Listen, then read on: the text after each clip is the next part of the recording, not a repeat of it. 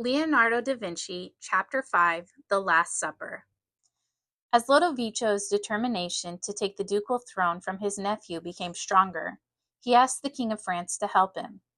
This king, King Charles VIII, was a silly, romantic young man with a head full of glorious visions. Through his mother's family, he had a vague claim to Naples, which was ruled by Isabella's father, Alfonso of Aragon. If King Charles VIII should get rid of Alfonso, then Lodovico wouldn't be afraid to kick out Isabella and Gian Galeazzo. So Lodovico wrote letters to King Charles VIII, encouraging him to think of himself as a great general and crusader. Charles was very pious. He even planned that when he had captured Naples, he would use it as headquarters and from there set out to recapture Constantinople for Christendom. In 1494, the French king crossed the Alps at the head of the most magnificent army ever seen in Italy. Leonardo was able to admire their smart uniforms and weapons. King Charles moved unimpeded across the Forza country on his way down the boot of Italy. On the way, he interviewed his allies, Lodovico and Beatrice. He even met Isabella of Aragon at the bedside of her husband, who had suddenly fallen ill. Isabella knew that her father, who was not much of a warrior, would never be able to withstand the French. She begged Charles to spare her family and give up the venture, but Charles couldn't be induced to relinquish his ambition. He continued the triumphal march. Sure enough, Alfonso fled. Naples fell to the French without a shot. Isabella's ill fortune continued.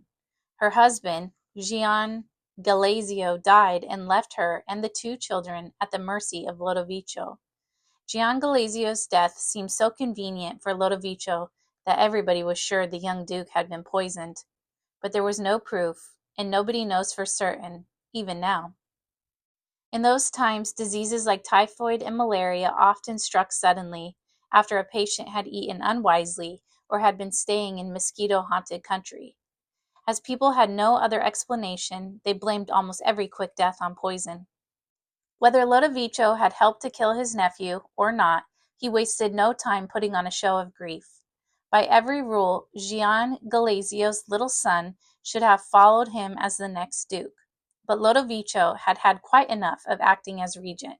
This time he wanted the title for himself. He persuaded the nobles of the country to overlook the little boy. Then he had himself proclaimed Duke of Milan, and Beatrice was happy. This violence and change didn't bother Leonardo very much. He went on with his experiments and his painting. But now he found himself busier than usual, for Lodovico began doing a good deal of pulling down and rebuilding. He sent Leonardo to his country seat to work there, and the notebooks were filled with Leonardo's thoughts and figures on the subject of gravity. The painter was fascinated by a new irrigation system which had recently been put in. As he watched the machinery by the house, he came to the conclusion, the more the force is transferred from wheel to wheel, from lever to lever, from ratchet to ratchet, the more powerful it grows and slower. From this problem, he moved on to hydraulics.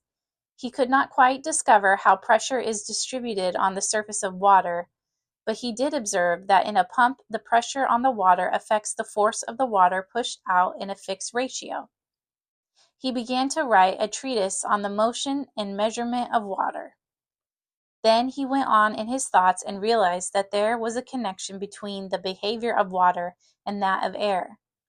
As the stone thrown into water forms various circles, he wrote, so a sound spreads in circles through the air.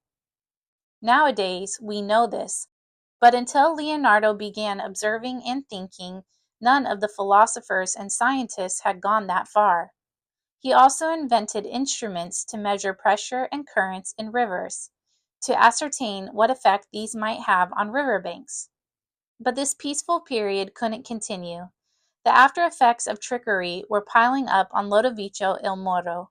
Louis of Orleans, a French noble who was cousin and heir to Charles VIII, had as strong a claim to Milan as Charles had to Naples.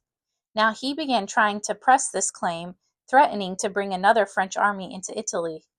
Lodovico decided that he didn't like the French so much after all. He didn't want Charles, still sitting in Naples, to stay there, spreading his influence. The Moors set to work and organized a lot of powerful allies: the Pope, Maximilian, who was Emperor of the Holy Roman Empire, the King of Spain, and the Doge of Venice. Together they declared war on Charles VIII. The poor French king was staggered by this treachery. He and his men were cut off from home, trapped in southern Italy, but he fought his way through the barrier and got back to France at last. After all, he had not been away from home much more than a year. He had lost most of his army and all his gains. It had been a terribly expensive crusade. It was expensive for Lodovico too, because he had bribed the allies to join him. Besides, Louis of Orleans still threatened to invade Milan, and the Moor had to outfit his troops all over again. One thing after another called for money. He taxed the Milanese until they complained so loudly that he was afraid of a revolt. He had got his way and was the most powerful prince in Italy, but he was beset with new troubles. These troubles were passed on to his household, and now Leonardo, too, found himself bothered by the war. First of all, his beautiful horse was a victim. Lodovico simply could not afford to spare all that bronze. Metal was at a premium, and the 150,000 pounds of bronze that had been earmarked for the horse went instead to the cannon maker to be used in weapons.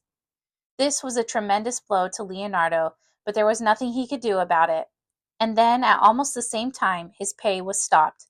Leonardo had never been paid very regularly, but until then he had received his money once in a while. Lodovico stopped paying all his dependents. However, he still expected them to go on working for him, and Leonardo remained in the castle. He was supposed to be decorating rooms with wall paintings and frescoes.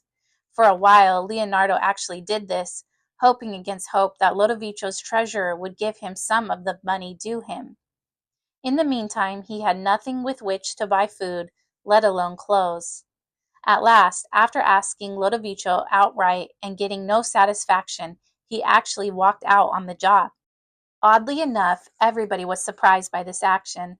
The Duke's secretary reported it in a letter to his master. "The painter who has painted our rooms made something of a scene today, and left on account of it." Now Leonardo was again on his own. He felt himself opposed by a mass of enemies.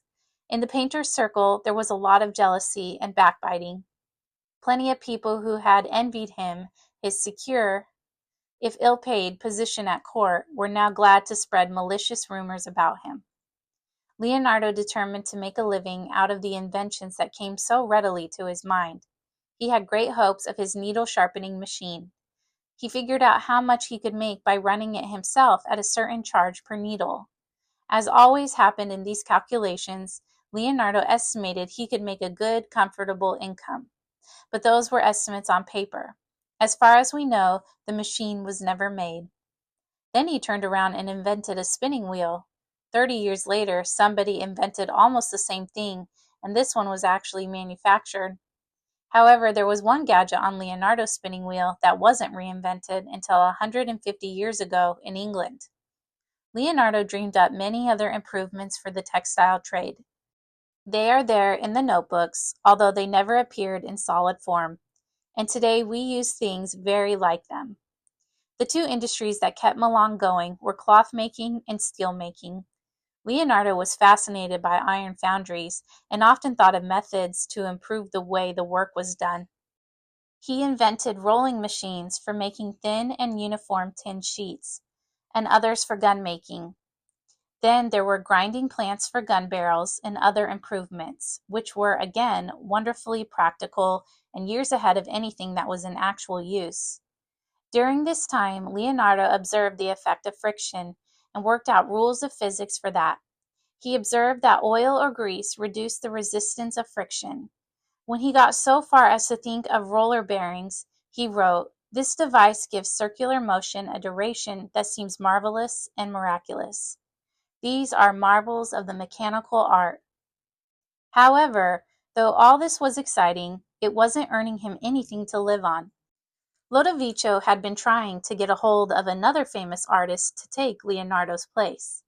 But everyone had heard of the difficult working conditions under a man who never paid, and famous artists fought shy of Milan.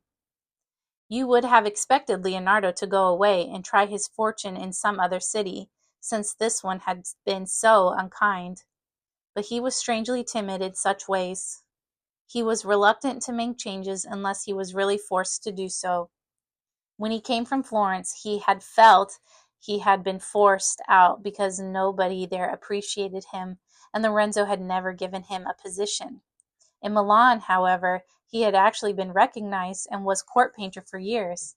At least his vanity was fed.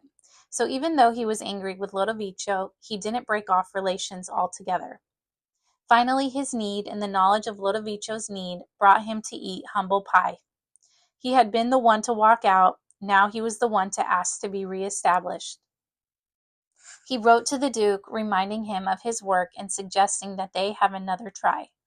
Lodovico assented, and so Leonardo came back into his employ with a new commission to take the place of the poor, abandoned bronze horse. This was to be a large wall painting of The Last Supper. This is now Leonardo's most famous work. Art students always hear about it early in their studies, how it was painted right on the wall and in time was nearly destroyed by paint flaking off, and so on. There is no doubt it is one of Leonardo's most carefully prepared pieces of work. His papers are full of preliminary sketches, and the writings of his friends mention the various problems he encountered. The whole world of art watched while it was being done. Once again, Lodovico and Beatrice must have felt very proud of their errant court painter. The painting was done in the monastery of Lodovico's favorite church near the castle, called Santa Maria del Grazie. Lodovico decided to have the painting made on one side of the monks' refectory. In his notebook, Leonardo wrote down the ways by which he meant to distinguish the apostles. One who is drinking has set down his glass and turned his head toward the speaker. Another, twisting the fingers of his two hands and with brows knitted, turns to his neighbor. This neighbor spreads his hands and shows their palms, raises his shoulders to his ears, and opens his mouth in amazement. Another whispers into his neighbor's ear. The listener turns toward him to lend an ear, holding a knife in one hand and in the other the bread half cut through. Another, who has turned, holding a knife in his hand, upsets with his hand a glass on the table, and so on, through all the apostles. This work really captured Leonardo's attention. He went at it with all his mental might. He moved into a small room because he said he could concentrate better there. He thought every evening about what he had done during the day, and in the morning, as soon as he woke up, he was thinking of it again. When he was hard at work, he forgot to eat, and went on at top speed for days on end. Then he would stop short and go out every day, anywhere, away from the refectory, wandering about, watching the light on the countryside, still thinking of the picture. For each face he took great care to find exactly the right model. One day in the prior, perhaps made nervous by Leonardo's reputation for being slow, complained to Lodovico that he didn't think the painting was getting on fast enough. Leonardo still hadn't put in Judas or Christ, he said. Now, for once in his life, when he heard this complaint, Leonardo had a right to feel that this was unfair. He really had gone on quickly with the Last Supper, compared to his usual speed. He retorted, "What do monks know about painting? Can they paint? It's true that I haven't been to the monastery for a long time.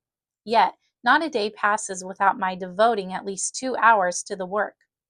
Lodovico asked him to explain. "Why," said Leonardo, "as your excellency knows, Judas is missing.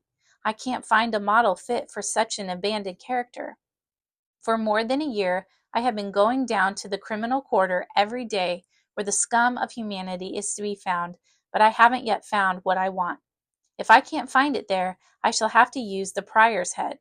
It would serve well for the purpose. I've only hesitated to do it out of consideration for his feelings." This made Lodovico roar with laughter. In time, the painting caused as much excitement as the model for the statue of Francesco on horseback. Again, Leonardo da Vinci was talked about and praised and imitated. Many people asked him to give lectures about his methods. Students clamored to enter his studio. At last he determined to write a book in which he could put all his knowledge, with his theories of how a painter ought to feel and how people ought to feel about paintings, and what he thought about it compared to sculpture, and so on. He wrote the book and called it A Treatise on Painting. Just at this time, the wife of Lodovico died. Beatrice had always been a wild girl, hungry for pleasure, riding madly after the hunt, or dancing for hours on end. That winter she injured herself, fell ill, and quickly died. Lodovico was grief-stricken for a little while, and he had Leonardo design a little mourning room in her memory, all in black.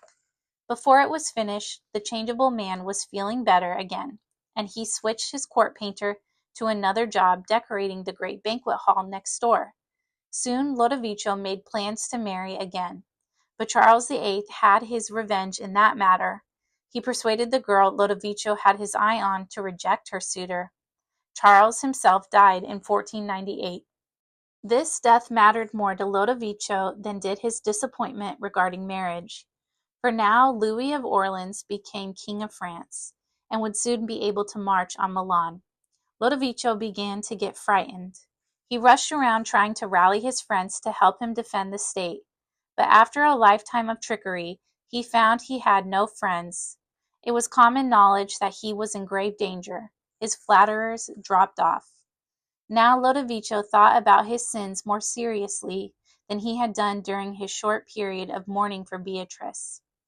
One of the things that plagued his conscience, and which might well have occurred to him before, was his shabby treatment of Leonardo. He made belated amends. Suddenly he presented the painter with a vineyard. There, he said, Leonardo could build a house and settle down near him. It seems a very odd present to have made when at any moment the enemy might come and drive both the Duke and the painter from the country. But as usual, Leonardo was much too wrapped up in his experiments to give much thought to the future. He was delighted with the gift. It was the first land he had ever owned. Immediately he plunged into the study of viniculture and wine and started to plan his house. 4 or 5 months later, in July 1499, the French marched into Italy again under Louis. News arrived in Milan that they were already in Lombardy. Even so, Leonardo didn't worry. After all, he wasn't Lodovico or even an ordinary rich Milanese. He went right on with the work he had in hand, installing a new bathroom for Isabella of Aragon and working out the right temperature of the water, which he planned should be ready mixed, hot and cold, in just the proper proportions. He also continued work on his new treatise, Motion and Weight. On the 5th of August, the city gates were opened to the French. Lodovico had learned that a severe ruler who had been tricky and unjust cannot depend on anybody at all in his hour of need. There was no defense. The castle, which should have withstood months of siege, fell to the invaders through the treachery of one of Lodovico's most trusted men. The Moor had to run away. For Leonardo, the worst thing about the occupation was that the Gascon archers in the French army, in wanton sport, practiced their marksmanship on his great clay horse and helped the wind and rain to batter it to pieces.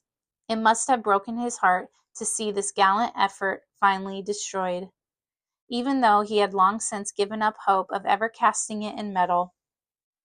Yet he could not have been left very long with a sense that the French were his enemies, for the king, Louis XII, had great admiration for his work. Louis had already heard of Leonardo, of course. Soon after the triumphal entry, he went to the monastery of Santa Maria del Grazie to see the Last Supper. He even asked if, by any possibility, it could be cut from the wall and carried back to France for his palace. This was quite impossible because the picture was painted on the plaster itself, but later Louis invited Leonardo to work for him.